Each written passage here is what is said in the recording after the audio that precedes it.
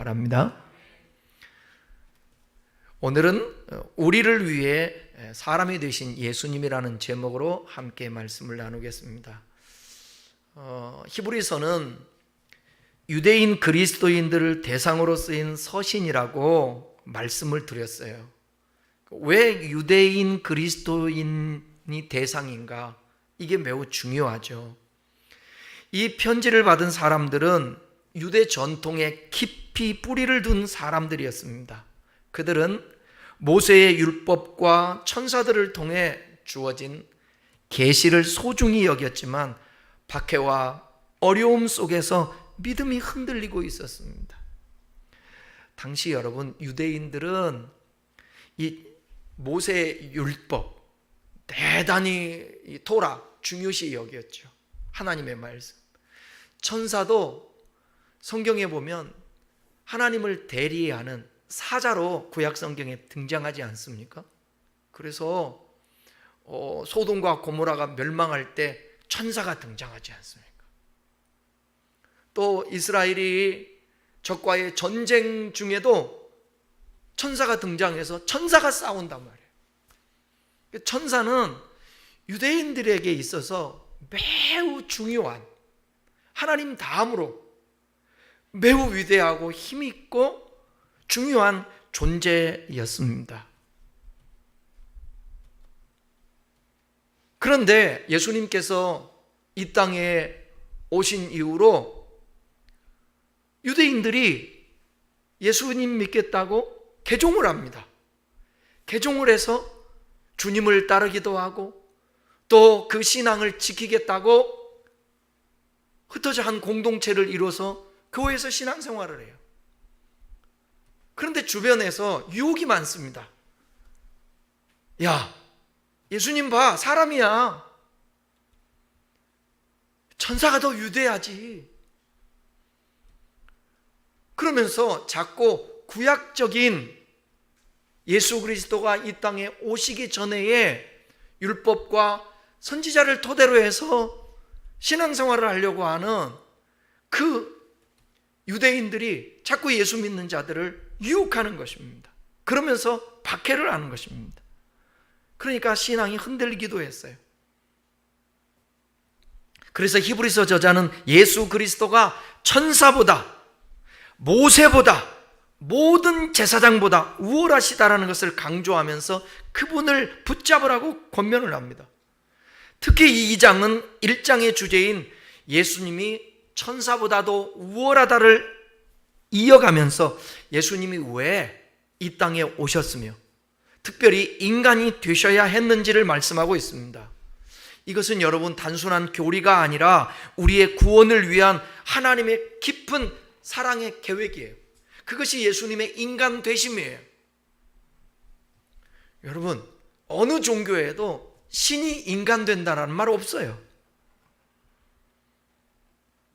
예수님은 하나님의 하늘의 그 영광을 내려놓고 우리처럼 피와 살을 입으시고 고난의 길을 걸으셨습니다. 이 말씀은 신학적으로 깊지만 우리의 일상 속 고통과 연약함을 안아주시는 예수님의 사랑을 느끼게 해줘요. 예수님은 단순히 우리를 구원하실 뿐만 아니라 인간 되셔서 우리를 다 이해하시고 신으로서 우리의 연약함을 도와주시고 우리의 삶 가운데 임재하셔서 우리를 살피시고 우리를 도우신다는 사실입니다. 한 절 한 절씩 살펴보겠습니다. 본문 5절 함께 읽겠습니다. 5절 시작. 하나님이 우리가 말하는 바 장차올 세상을 천사들에게 복종하게 하심이 아니니라. 이 설명 잘 들으셔야 돼요. 히브리서가 기록될 당시 유대적인 세계관을 가진 독자들에게 익숙했던 두 시대론이 있습니다. 두 시대론의 개념을 사용했는데 이 시대와 장차올 시대, 이 시대는 현재 우리가 살고 있는 시대, 곧 죄와 사망, 고난과 마귀 권살에 있는 불완전하고 일시적인 세상, 그것이 이 시대예요. 또 하나 시대는 장차 올 세상이에요. 그리스도께서 재림하심으로 완성될 하나님의 나라. 계시록에서는 그 하나님의 나라를 뭐라고 표현하고 있는가? 새 하늘과 새 땅을 의미합니다. 이 시대에는 죄와 사망이 완전히 사라져요. 하나님의 통치가 온전히 이루어지며 의와 평강만이 존재하게 됩니다. 여러분, 이 땅에서도 하나님의 나라를 경험하지만 장차 세상에 올 하나님 나라 재림의 때에 우리에게 새 하늘과 새 땅이 주어진다는 사실을 여러분 믿어야 돼요. 죽음은 두려움이 우리가 가지고 있지만, 그렇지만 그 죽음이라는 자체는 두려움보다 또 다른 평강의 세계, 새 하늘과 새 땅이 주어지는 축복이라는 거예요. 그러니까 자꾸 우리가 선포하고 자꾸 믿음을 갖고 하나님의 말씀을 통하여서 장차 올 세대, 장차 올 세상, 그 세상이 좋은 세상이라는 것을 여러분 알아야 돼요. 그런데 육신적으로 보면 앞으로 장차 올 세상이 좋은 세상이 아니잖아. 여러분, 나이 먹다 보게 되면 우리가 이 땅에도 소망이 있습니까? 여러분의 육체에 소망이 있나요? 점점점 힘이 빠지죠? 점점점. 그리고 앞으로 살아갈 세상에 여러분, 놀아도 노세 언제 놀아요? 젊어서 노는 거예요. 여행도 젊어서 하는 거고, 보니까 죄도 젊어서 짓지 나이 들면 죄 지을 확률이 좀 떨어지더라고, 많이들. 그러니까 점점점 우리는 뭐냐면 이 세상에 더 애착을 갖고 이 세상에 소망을 두는 것보다 저 장차 올 세상, 그 세상을 더 사모해야 된다는 거예요. 히브리서 저자는 이 구절을 통해서 장차 올 세상의 통치권이 천사들에게 맡겨진 것이 아니라는 사실을 말씀하고 있는 거예요. 천사들이 그 세상을 통치하는 게 아니라 천사는 율법을 전달하고, 그런 일들 구약시대에 중요한 역할을 했어요. 지금도 하나님의 뜻을 섬기는 존재일 뿐이에요. 그러니까 히브리서 1장 마지막 절에 그러잖아요. 하나님이 부리는 영이에요. 섬기는 자예요. 천사들은 궁극적인 통치자가 될 수 없어요. 하나님은 그 영광스러운 장차 올 세상의 통치권을 누구에게 맡겼을까요? 우리 주 예수 그리스도에게 맡기셨습니다. 예수님께서 천사보다 훨씬 우월한 존재라는 1장의 논증을 2장에서 다시 한번 확증하는 거예요. 유대교로 돌아가려는 유혹을 받던 독자들에게 천사가 아니야, 예수 그리스도만이 진정한 주권자인 것을 강조해 주는 거예요. 그래서 그들이 이단에 빠지지 않게 하고, 그들이 자꾸 유혹에, 헛된 지식의 유혹에 빠지지 않게. 이 말씀은 미래의 세상, 곧 하나님의 나라가 천사들에게 맡겨지지 않았다는 사실을 강조하는 거예요. 이제 히브리서 저자는 장차 올 세상의 통치자가 누구인지 밝히기 위해서 6절부터 8절까지를 시편에 나오는 말씀, 시편 8편 4절에서 6절의 말씀을 인용해요. 그러니까 6절부터, 히브리서 2장 6절부터 8절은 시편의 말씀을 인용한 것입니다. 6절 먼저 한번 보겠습니다. 6절 시작. 그러나 누구인가가 어디에서 증언하여 이르되 사람이 무엇이기에 주께서 그를 생각하시며 인자가 무엇이기에 주께서 그를 돌보시나이까. 여기 누구인가 어디에서 증언하여 이르되, 이 말은 기록되었으되라는 말과 똑같아요. 구약 성경. 이 말씀은 이 인용구가 어디에 나오는 것인지를 독자들이 이미 알고 있을까요? 모르고 있을까요? 알고 있죠. 알고 있으니까 누군가의 어디에서 증언해, 이렇게 말하는 거 아니겠어요? 인용하는 사람들은 물론이고 글을 읽는 사람들 역시 인용되는 성경과 저자를 아는 경우에 누가 어디라는 표현을 썼던 것입니다. 이러한 표현법은 1차 수신자들인 유대인들에게 널리 알려진, 어쩌면 익숙한 말씀인 것을 나타내게 되는 것이에요. 시편의 말씀인 것을 수신자들은 알고 있었다라는 증거입니다. 또 보시면 사람이 무엇이기에 주께서 그를 생각하시며 인자가 무엇이기에 주께서 그를 돌보시나이까. 여기서 저자는 사람과 인자를 말하잖아요. 사람이 무엇이고 인자가 무엇이게. 사람과 인자는 궁극적으로 예수 그리스도에게 적용을 합니다. 예수님은 영원한 하나님이시지만 이 땅에 오실 때 우리와 똑같은 인간이 되셨어요. 하나님께서 인자를 얼마나 생각하고 돌보셨는지 그 과정을 다음 절에서 설명을 합니다. 자, 7절 읽어보겠습니다. 7절 시작. 그를 잠시 동안 천사보다 못하게 하시며 영광과 존귀로 관을 씌우시며. 신이신 예수님은 본래 천사보다 훨씬 우월하신 분이시지만 사람이 되시는 순간 그분은 피조물 중에서도 영광스러운 천사보다도 낮은 지위를 취하셨습니다. 본인 스스로가. 그래서 성경에 보게 되면 이런 표현도 있잖아요. 하나님과 동등됨으로 취할 것으로 여기지 아니하시고 그 다음에 뭐라고 그러죠? 자기를 비웠다. 비워 낮추시고 케노시스라고 그래요. 자기를 비하한 것입니다. 그러니까 스스로가 낮추신 거예요. 낮아짐은 그런데 이거는 영원한 상태가 아니에요. 뭐라고 얘기했어요? 잠시라고 말하지. 잠시 동안이라고 그러잖아요. 예수님께서 이 땅에 오셔서 공생애를 사시고 십자가에 죽으시는 그 짧은 기간 동안만 지속된 낮아짐이시라고. 영원히 낮아지심이 아니에요. 옛날에도 낮아지시고 앞으로도 낮아지는 게 아니라 하나님이 허락한 구속사를 위한 그 순간만이 낮아지심이에요.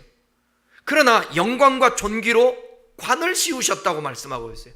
잠시의 고난과 낮아짐 이후에 오는 영원한 결과예요. 어쩌면 저와 여러분도 그러지 않겠어요? 잠시 잠깐이에요. 고난도 잠시 잠깐, 이 땅에 사는 시간들도 잠시 잠깐, 나중에는 영원한 것이 우리에게 오는 거예요. 영원호. 그 영원한 것을 미리 갑을, 여러분 돈 갑을 하지 말고 그것을 갑을 하자고. 그잖아요. 내 말 듣고 나 보내신 이를 믿는 자는 영생을 얻을 것이고 얻었고 심판에 이를 것이고 이르지 않아요. 사망에서 생명으로 옮길 것이고 그렇죠. 그러니까 우리가 그것을 아직은 아니지만 이미 얻은 거니까 그것을 기대하면서 가는 거예요. 우리 주님만 영광과 존귀의 관을 씌우는 것이 아니라 우리들에게도 그렇게 씌워주실 거예요. 8절 히브리서 2장 8절 시편이라고 나오는데 잘못된 겁니다. 8절 시작.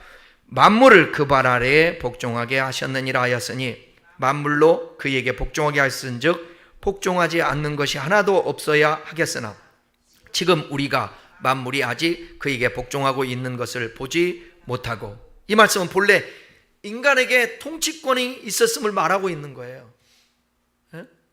통치권을 주었다고. 하나님은 아담에게 세상을 다스리는 사명을 줬어요. 이것은 하나님의 의도이신 창조 질서의 이상적인 모습입니다. 8절 하반절 상반절에 만물로 그에게 복종하게 하셨느니라 하였으니 만물로 그에게 복종해 하였은즉 복종하지 않는 것이 하나도 없어야 하겠으나. 이 구절 보십시오. 하나님께서 만물을 창조하시면서 인간에게 주셨던 통치권을 선포하는 약속이에요. 본래 하나님은 이 세상의 모든 것, 자연과 생명까지도 인간의 다스림 안에 두었어요. 창조 질서 안에서는 인간의 통치에 반항하거나 거역하는 것이 단 하나도 없어야 했습니다. 이것이 우리가 받은 영광이요 본래 하나님이 의도하신 이상적인 세계였습니다. 그러나 그 약속에 이어지는 다음 문장 보십시오. 지금 우리가 만물이 아직 그에게 복종하고 있는 것을 보지 못하고. 이 짧은 문장은 인간의 타락으로 인해서 모든 것이 깨어진 현실을 직시하고 있는 것입니다. 죄가 들어온 후 사람들은 더 이상 만물을 다스리는 것을 상실해 버렸어요. 오히려 인간은 의지와 상관없이 찾아오는 질병, 고통, 그리고 가장 강력한 적이 뭐예요? 우리에게 있어서 죽음이에요. 죽음이라는 것에 둘러싸여 있게 된 거예요. 만물은 우리에게 순종하기는커녕 우리를 향해 가시와 엉겅퀴를 내며 저주를 퍼붓고 있어요. 뭐 때문에? 죄 때문에. 우리는 여전히 통치하지 못하고 오히려 고난에 굴복하고 있습니다. 8절의 고백은 우리에게 절망을 주려는 것이 아니라 하나님의 구원 계획을 바라보게 하십니다. 만물이 복종하는 것을 보지 못하는 지금 우리는 마땅히 질문해야 합니다. 그렇다면 누가 이 통치권을 회복할 것인가? 누가? 이 질문에 대한 답이 바로 9절에 나오는 거예요. 9절에. 자, 읽습니다. 오직 우리가 천사보다 잠시 동안 못하게 하심을 입은 자 곧 죽음의 고난 받으심으로 말미암아 영광과 존귀로 간을 쓰신 예수를 보니 이를 행하심은 하나님의 은혜로 말미암아 모든 사람을 위하여 죽음을 맛보려 하심이라. 우리가 8절 말씀에서 깨어진 통치권의 현실을 보면서 탄식했지만 9절은 우리에게 소망의 빛을 비춰줍니다. 우리는 이제 더 이상 만물의 저주와 고통스러운 이 현실만을 바라보지 않습니다. 9절은 선언하죠. 오직 우리가, 쭉 읽어보면 누구를 본다고 그랬어요? 영광과 존귀로 관을 쓰신 누구를 보는 거예요? 예수님을 보는 것입니다. 예수님을 보니. 그러니까 우리의 시선을 세상의 고통에서 예수 그리스도로 돌리라는 것이에요. 우리가 보는 예수님은 어떤 예수님입니까? 그분은 본래 천사보다 훨씬 우월하신 영광스러우신 하나님이시지만 누구를 위해? 우리를 위해 잠시 동안 천사보다 못하게 하심을 입으셨다라는 거예요. 이 짧은 문장 안에 성육신의 신비가 담겨 있습니다. 창조주께서 피조물인 우리와 똑같은 연약하고 제한된 인간의 몸을 입으셨다라는 거예요. 예수님은 스스로 낮추심을 선택하셨습니다. 그 낮추심은 이 땅에서 공생애를 사시고 십자가에 죽으시는 일시적인 기간에 한정된 것이라고 얘기했잖아요. 왜 그분은 이처럼 낮아지셨습니까? 그 목적은 분명해요. 오늘 본문 나오잖아요. 죽음의 고난 받으심으로 말미암아. 그러니까 예수님이 낮아지신 것은 이 땅에 육신의 옷을 입고 오신 것은 왜 오신 거예요? 고난 받으시러 오신 거예요. 고난 받으시러. 뭐 때문에 고난을 받으세요?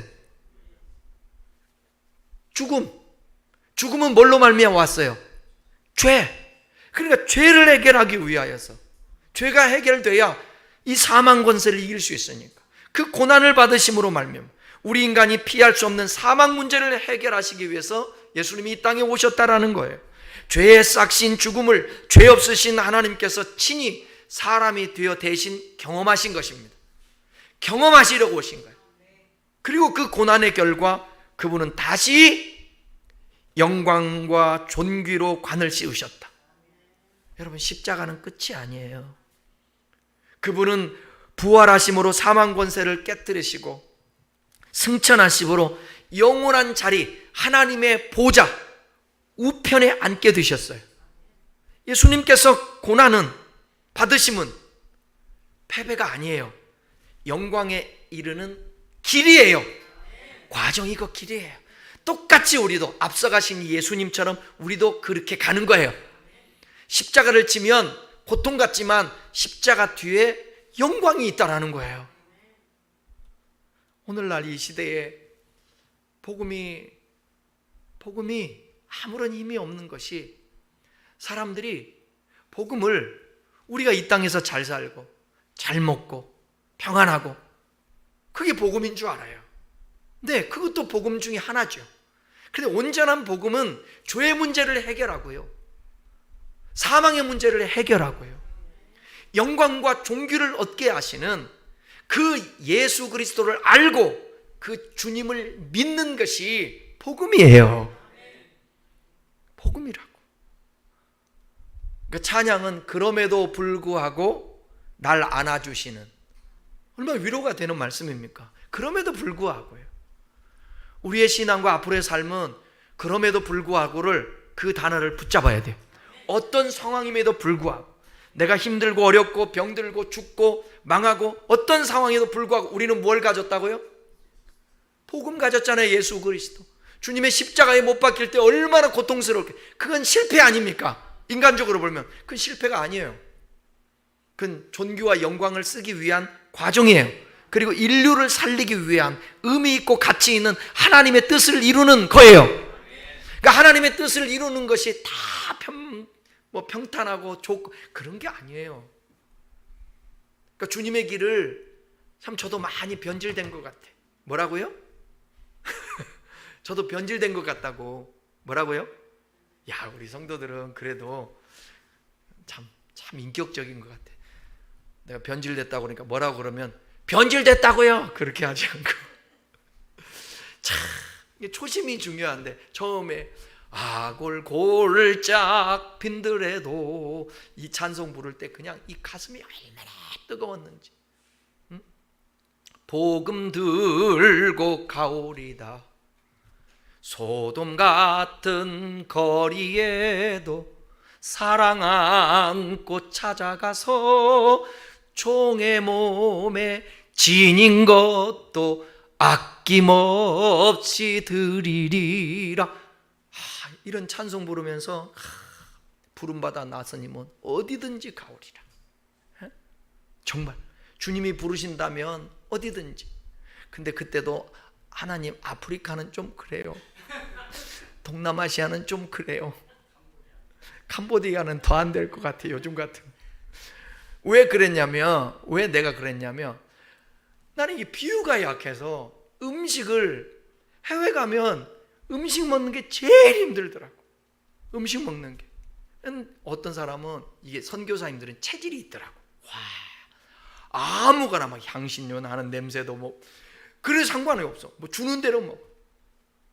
작년에 헝가리 갔을 때 몸은 막 이게 지치고 비행기를 오래 타고 가니까 지치고 힘들고 막 속은 소화가 안 되고 울렁거리고 막 힘들어 죽겠는데 갔더니 첫 번째 가는 식당이 뭔 식당이냐? 닭고기 주는 식당이야. 닭고기를 그 기름지고 뭐 국물도 없고 그걸 내놓는데 다른 사람들 젊은 사람들은 막 뜯어서 잘 먹는데 나는 못 먹겠더라고. 그래서 한 이틀까지는 잘 못 먹었어요. 그래서 그때 제가 어렸을 때부터 이 비유가 약한 사람이거든요. 그래서 어디든지 가오리라 그랬는데 가서 못 먹고 죽으면 안 되니까 어디든지 가오리라면 생각에 아프리카는 빼고 외국은 빼고 나머지는 어디든지. 그 열정 갖고 초심이 그렇게 대단했었는데 그래서 여기도 와서 제가 개척하게 된 거예요. 완전히 맨 땅에 아무 연고도 없는 오직 내 머릿속의 기억은 이 고양시는 뭐냐면 87년도인가 물난리 나가지고 소 떠내리다는 거 그것만 기억하고 있는 거야. 난 이 동네 자체를 몰라. 소 떠내리는 거 물바다 대고 저기 이산포 지나서 저쪽에 밑에 이게 뚝이 터졌던 거 그거밖에 기억을 못해요. 근데 어떻게 여기로 와게 됐는지. 여러분 만나려고 그랬나? 참 인격적이야. 다른 때는 말 안 하는데 여러분 만나려고 그랬더니 또 아멘 해주시니. 초심들이 많이 사라졌어요. 그게 늘 언제나 그게 하나님 앞에 죄송한 거예요. 그래서 또 하나님 기도하고 막 나한테 승질을 내요. 너 왜 그러냐고. 나한테. 그러면 안 된다고. 따라합시다. 십자가는 끝이 아니다. 십자가는 영광을 가기 위한 과정일 뿐인 것입니다. 예수님께서 이 십자가를 지실 수 있는 이 사역이 가능했던 이유가 무엇인가? 그것은 오직 하나님의 은혜로 말미암아 된 일입니다. 오늘 나오잖아요. 본문에 하나님의 은혜로 된, 하나님께서 그 아들을 통하여 모든 사람을 위하여 죽음을 맛보려 하셨습니다. 예수님의 죽음은 우연한 사고가 아니라 죄인된 우리를 구원하시기 위한 하나님의 의도된 사랑과 은혜였습니다. 할렐루야. 예수님은 우리가 마땅히 받아야 할 죽음, 우리가 두려워하는 그 죽음의 공포를 친히 경험하심으로써 우리를 사망의 노예 상태에서 해방시켜 주셨다는 거예요. 그러니까 여러분들은 이 사실을 믿죠? 아멘이잖아. 아멘이잖아. 예? 여러분 지금 요즘은 저도 현금을 10원도 안 갖고 다녀요. 뭐가 있으니까? 예? 카드가 있으니까. 여러분 지금 현찰들 막 갖고 다녀요? 수억씩? 어디에 있어요? 어디에? 수억씩 어디에 있냐고? 그냥 죽이 맞아야 설교가 되지. 은행에 있다고 해야지. 은행에 있다고 해야지.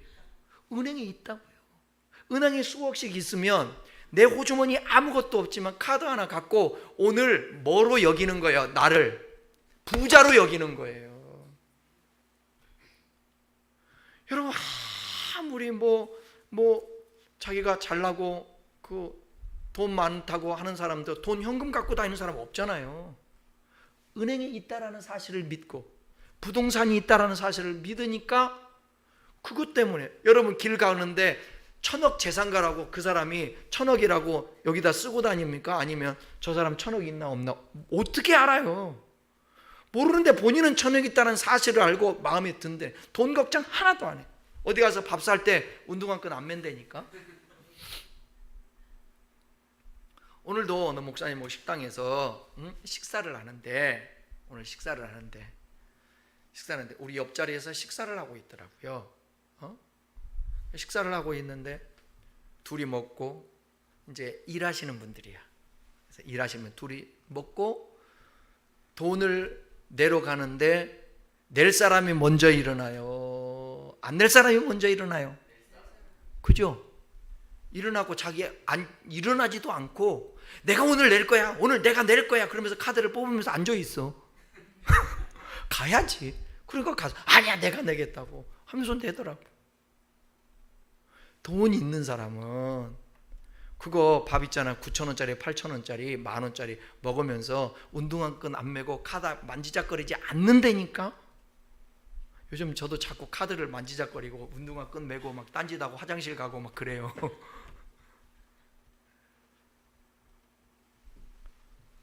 우리의 믿음이 필요한 거야. 어떤 믿음이? 나는 영생을 가졌구나. 나는 주님이 존귀와 영광을 관에 씌워줄 그날 새하늘과 새 땅이 나에게 예비되었구나. 그걸 믿고 사는 거예요. 하늘에 앉아서 이 땅에 사는 거죠. 예수님이 고통스러웠지만 이 땅에서 그 고통이 있었지만 힘드셨지만 그 영광을 바라보면서 그 십자가를 질 수 있었다라는 것입니다.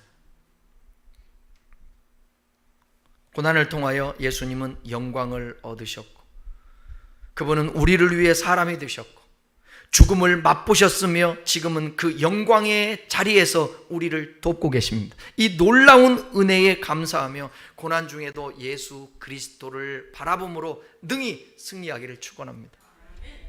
10절 읽겠습니다. 10절 그러므로 만물이 그를 위하여 또한 그로 말미암은 이가 많은 아들들을 이끌어 영광에 들어가게 하시는 일에 그들의 구원의 창시자를 고난을 통하여 온전하게 하심이 합당하도다.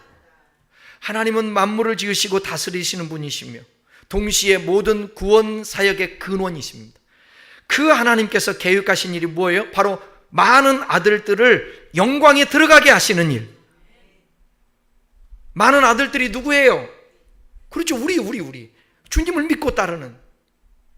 죄인은 우리를 하나님의 자녀로 삼아 죄인 되었던 우리인데 하나님의 자녀로 삼으시고 궁극적인 영광의 나라로 인도하시는 위대한 계획입니다.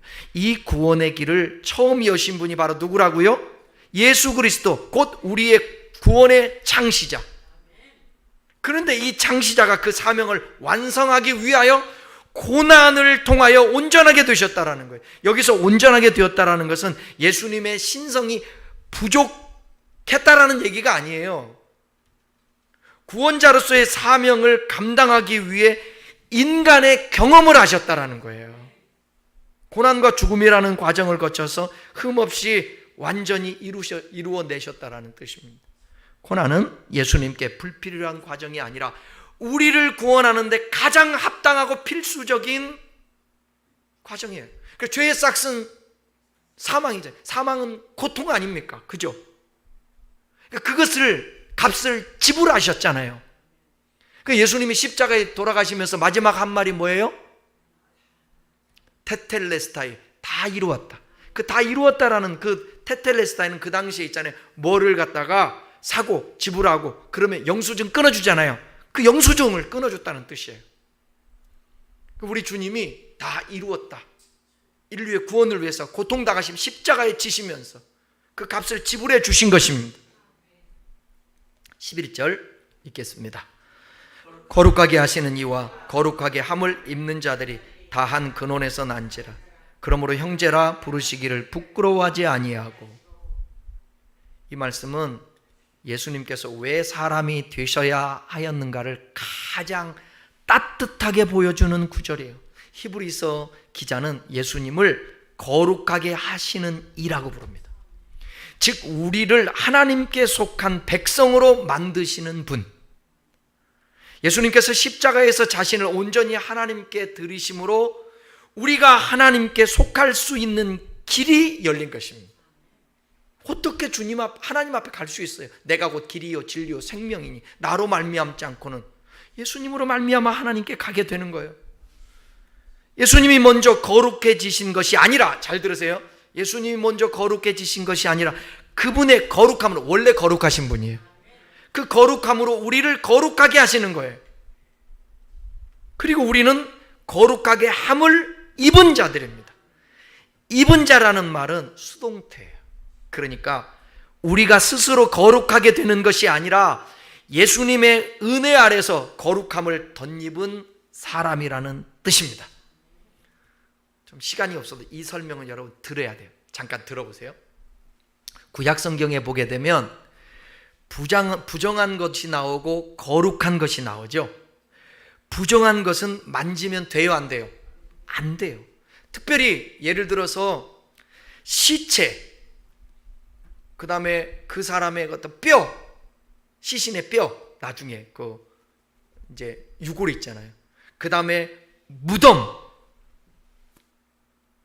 그럼 만지면 안 돼요. 그 만지면 죄가 되는 것이. 여러분, 죽음은 왜 왔다고요? 뭐 때문에? 죄입니다. 그러니까 시체는 멀리하라는 것은, 시체 자체는 뭐예요? 죽음의 결과물이잖아요. 죽음의 결과물, 시체가. 근데 죽음은 뭐 때문에 오는 거예요? 죄 때문에 오는 거예요. 그러니까 시체를 만지지 말라는 뜻은 뭘 만지지 말라는 거예요? 무슨 뜻이에요? 상징적으로 죄라는 거예요. 죄. 그런데 이게 율법에 그렇게 돼 있잖아요. 구약 민수기라든지 레위기에. 근데 예수님이 오셨어요. 하루는 저 나인성이라는 곳에 가는데 나인성의 과부, 청년이 죽었어요. 그래서 오늘날 우리나라 말로 하면 상해를 관을 싣고 상해가 나가고 있는 거예요. 그때 예수님이 멈춰 세우고 관에다가 손을 얹습니다. 누가복음에 보면 손을 얹어요. 관에다 손을 얹으면 이거 부정한 거예요? 거룩한 거예요? 부정한 거예요. 만지지 말라고 그랬는데 하나님이. 근데 만져요. 이거 잘 생각해 보세요. 예수님은 이 부정한 자체를 거룩하게 만드시는 분이에요. 그 시체는 바로 죽음인데, 죽음은 죄잖아요. 죄를 대속하기 위해서 이 땅에 예수님이 오신 분이라. 예수님은 시체를 만져도 되는 거예요. 물어볼게요. 여러분, 거룩한 것이 있고 부정한 것이 있어요. 부정한 것이 거룩한 것을 만지면 어떻게 되겠어요? 거룩해져요? 부정해져요? 부정해져요. 그럼 또 물어볼게요. 거룩한 사람이 부정한 것을 만지면 부정해져요? 거룩해져요? 뭐가 거룩해져? 부정해지지. 그러니까 사람들한테 구약시대 때에 이거 만지지 말라고 그러지. 부정해지니까. 온전한 죄 짓고 안 짓고 있는 사람에게. 근데 예수님은 거룩 자치시고 죄를 대속하시는 분이라 그 죄에 싹신 사망한 그 존재에 관해 손을 얹고 그 나인성 과부의 아들을 살려내는 것입니다. 이게 오묘한 거 아니에요? 그러니까 예수님은 율법 있잖아. 율법에 말씀하신 의도를 성취하러 이 땅에 오신 분이에요. 우리 주님은 사람으로서는 이 세상의 어떤 방법으로도 부정한 것들을 거룩하게 할 수가 없어요.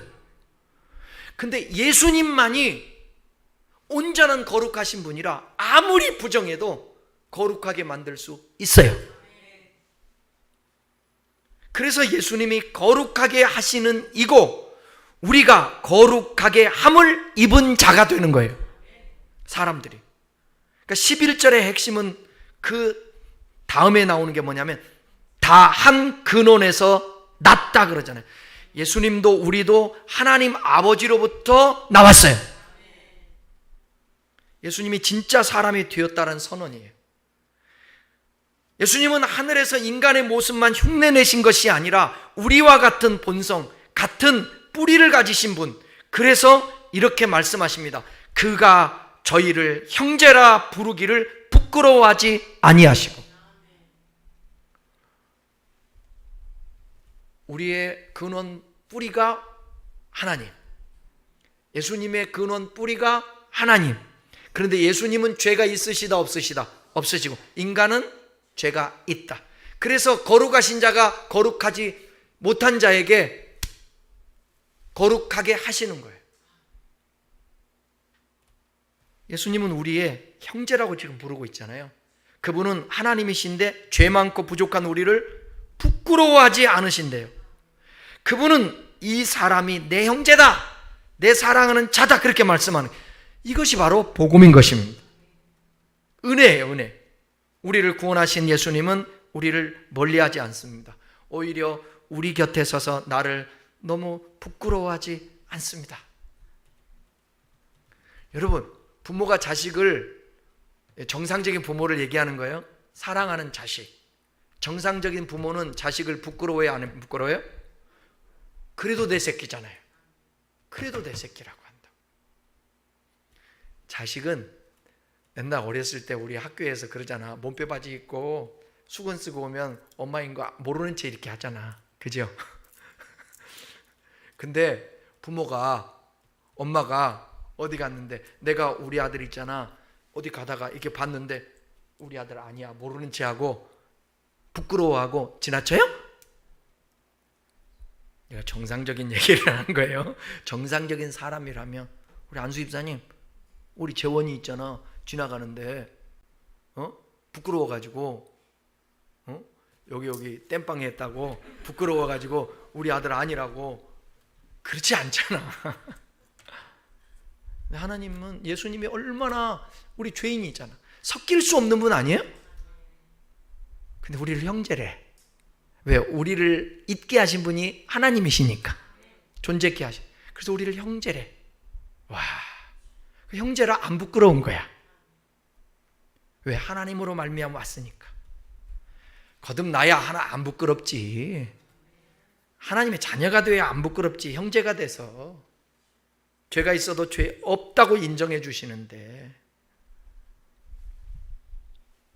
그러니까 예수님은 먼저 우리를 형제라고 부르셨기 때문에 그 사랑 안에 서로 품고 용납하고 세워주는 것이 같은 형제들끼리 모여있는 우리 공동체의 교회의 모습인 거예요. 그러니까 형제를 미워하면 안 된다는 거예요. 왜? 예수님의 우리의 맏형이니까. 우리의 큰형이라고요. 맏형이라고. 자, 12절 13절. 이르시되 내가 주의 이름을 내 형제들에게 선포하고 내가 주의 교회 중에서 찬송하리라 하셨으며 또 다시 내가 그를 의지하리라 하셨고 또 다시 볼지어다 나와 및 하나님께서 내게 주신 자녀라 하셨으니. 11절에서 예수님은 우리를 형제라고 부르시기를 부끄러워하지 아니하신다고 했잖아요. 12절과 13절은 그 형제된 관계가 어떻게 표현되고 드러나야 될 것을 말씀하고 있는 것이. 내가 주의 이름을 내 형제에게 선포하고, 이거는 시편 22편 22절을 인용한 말씀이에요. 22편은요 다윗이 고난받을 때에 썼던 시예요. 그러니까 신약에서는 예수님의 십자가 고난과 부활의 애연 시편으로 이해하고 있어요. 신약 성경을, 신약 시대에 와서는 그 구약 성경을 읽는 사람들은 예수님이 오신 이후부터는 그 22절을 고난과 부활에 대한 예언의 시편으로 이해하는데, 십자가의 고통 속에서 예수님이 아까도 말씀한 것처럼 나의 하나님 나의 하나님 어찌하여 버리시나이까, 이 시편 22편은 이렇게 시작을 해요. 후반부에서는 그런데 놀랍도록 어떻게 고백하냐면 찬양과 선포로 마무리를 해요. 고난을 통과한 뒤에 예수님께서 부활하셔서 형제들에게 하나님의 이름을 선포하신다라는 거예요.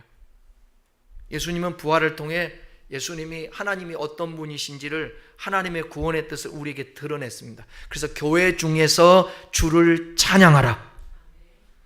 하나님은 우리를 부끄러워하지 않으실 뿐만 아니라 함께 하나님을 찬송하는 분이십니다. 같은 형제로서. 이거는 뭐 혈육적인 피의 형제를 얘기하는 게 아니에요. 교회의 예배는 단순히 인간의 모임이 아니라 예수님이 가운데 계셔서 하나님을 찬양하는, 주님과 함께 찬양하는 자리가 예수님이 함께하는 자리가 예배예요. 그래서 예수님 말씀에 두세 사람이 모인 곳에 나도 그들 중에 함께 하겠다고. 우리는 하나님의 음성에, 하나님의 말씀에, 이 말씀에, 이것이 음성이죠. 거기에 맞추어서 화답하고 그분을 노래하고 참여하는 존재. 그러니까 예배에서 다 중요하지만 가장 중요한 건 뭐예요? 찬양이에요. 이 백성이 존재하는 것도 찬양이에요. 왜냐하면 이사야에서 나오잖아요. 이 백성은 내가 나를 위하여 지었나니 나의 찬송을 부르게 하려 하심이라. 13절에 또다시 내가 그를 의지하리라. 이 말씀은 이사야서 8장 17절을 인용한 말씀이에요. 이사야는요 이스라엘이 하나님을 외면하던 시대에 이렇게 말해요. 나는 여호와를 기다리며 그를 의지한다. 이렇게 고백을 해요. 히브리서 기자가 이 구절을 통해서 예수님께서도 완전한 인간으로서 하나님을 전적으로 의지했다라는 거예요. 그렇듯 우리도 하나님을 전적으로 의지해야 되는 거예요. 예수님이 겟세마네 동산에서 그랬잖아요. 나의 원대로 마옵시고 아버지의 원대로 하옵소서. 하나님이시면서 인간이신 예수님께서 연약함 속에 육체의 옷을 입었으니까 연약함 속에 하나님을 의지했던 거예요. 그렇듯 오늘 저와 여러분들도 주님을 따라서 하나님 앞에 의지해야 되는 거예요. 스스로 우리 주님이 얼마나 십자가를 지는 게 힘들었을 거예요. 그러니까 기도하는 거예요. 하나님 의지하는 거예요. 그때에 하나님이 어떻게 역사해요? 예수님을 주의 사자들을 통해서 예수님의 기도를 수종들게 하시잖아요. 하나님을 의지할 때, 기도할 때 하나님 우리를 도와주세요. 예수님이 우리를 단지 형제로만 부르신 것이 아니라 자녀로서 품으신다라는 뜻이에요. 하나님 형제지만 하나님의 자녀로서 우리를 품어주시는 거예요. 예수님은 우리를 하나님께 드리며 이렇게 말씀합니다. 아버지, 이것이 제가 구원한 하나님 아버지의 자녀들입니다. 내 형제입니다. 주님이 이렇게 말씀하시죠. 그러니까 여러분, 예수님을 구말리 장천에 계신 분, 무서우신 분, 그런 분이 아니에요. 그분은 우리를 책임져 주세요. 우리의 연약함을 아시고 넘어짐을 부끄러워하지 아니하시고 끝까지 우리를 하나님께로 인도하시는 것입니다. 그러니까 이 12절 13절을 정리하자면 예수님은 단순히 우리와 같은 인간 되신 것이 아니라 우리 가운데 서서 하나님을 찬양하며 하나님을 의지하고 우리를 하나님의 자녀로 하나님께 드리시는 분인 것입니다. 그분은 단순히 구원 사역을 끝내신 분이 아니라 지금도 교회 가운데 계셔서 우리와 함께 하시고 우리의 믿음을 지키며 우리를 하나님께로 인도하고 계시는 분입니다. 그래서 교회의 머리가 예수고 여러분의 가정의 주인이 예수예요. 예수님, 오늘 이 예수님이 육신의 옷을 입고 오신 이유에 대해서 아시겠죠? 이 예수님과 친해지면 되는 거예요. 친해지. 그냥 오해하지 마시고 예수님 오빠, 예수님 형님 불러도 아무 상관없어요. 그 친하게. 여기서 중요한 것은 뭐냐면 친함이에요. 가까이함이에요. 함께함이에요. 친근감을 얘기하기 위해서 성경이 이렇게 표현하고 있습니다.